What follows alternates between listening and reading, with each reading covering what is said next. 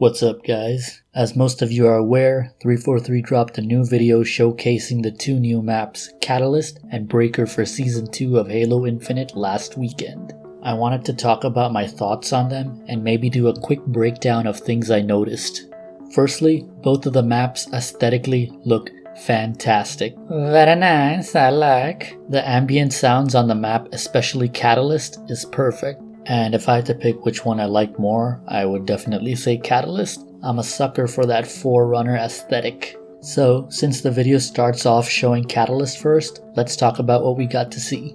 And by the way, I'll leave the original video link in the description if you guys haven't checked it out yet. 343 really did a good job with the music and putting together this showcase. Okay, so we start with a shot of what I assume will be the skybox for the map, and you hear wild animals or birds in the distance. And then we slowly get a shot of the open area of the map where we can probably see the skybox from. We move to the interior and see some beautiful ornate Forerunner structures with waterfalls pouring down the sides. I'll point out the weapons we see, but keep in mind we will probably have dynamic spawns for socials, so it might not be set in stone. In the first shot I noticed a skewer, dynamo grenades, and what looked like a gravity hammer in the distance. We then find out that Catalyst is an abandoned Forerunner edifice. In the next shot we get a look at the walkway with the gold Forerunner design we were first introduced to in the campaign, and it also looks like we'll have access to fusion coils. I think currently Launchside is the only 4v4 map to have fusion coils, so it'll be good to get another map in rotation with it. In terms of visuals, I see a lot of Epitaph, Haven, and even Guardian as inspiration for this map, and I'm really looking forward to playing on it. And then we get a shot of some Sentinels, our good old Senti boys. And for a split second I got really excited thinking they would fly around the map and maybe we could shoot at them or interact with them in some way. But in the following shot it shows them flying under the light bridge. So that probably won't happen. But who knows, maybe we can still shoot at them. In the middle of the light bridge is an overshield. And on the top right we can see what I'm assuming are the same dynamo grenades we got to see at the beginning of the video. Next we get a close-up of the energy sword, the dynamo nades from earlier, and the skewer all the way in the back. My guess was this wasn't all shot in the same match, so due to dynamic weapon spawns, depending on the match this weapon pad will either have the gravity hammer or the sword. I could be wrong, but I don't see the map having both of them. The next couple of shots mostly just show visual design of the map. We see the reflection of the sunset on all the shiny Forerunner surfaces, and all the vegetation that has grown on this abandoned Forerunner edifice. As I said before, overall, this map visually looks like it borrows elements from Epitaph, Haven, and even Guardian, especially in this shot right here. The accompanied blog post also confirms that Catalyst will be a symmetrical map. Okay, let's move on to Breaker now. Immediately there's a stark contrast in setting. The map looks like it takes place in a desert, and it clearly appears to be some sort of banished facility. Again, the ambient noises are spot on. You can hear birds calling in the distance, and suddenly the giant machine in the middle roars to life as it begins to shoot hot plasma down the middle of the map. We find out that the map is a banished ship breaking yard.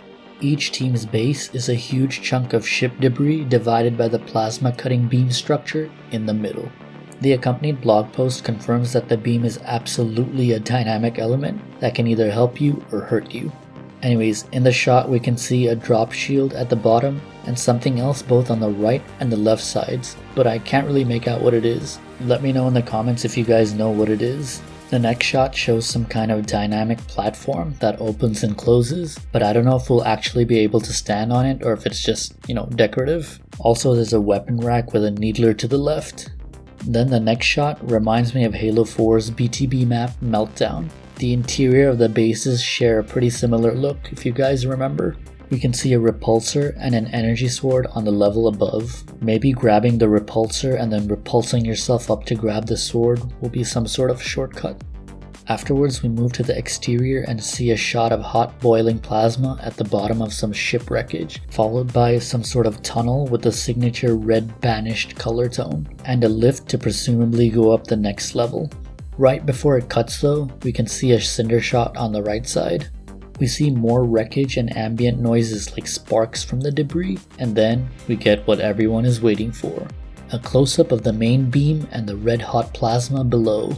From a gameplay perspective, it looks like the beam isn't always going to be firing.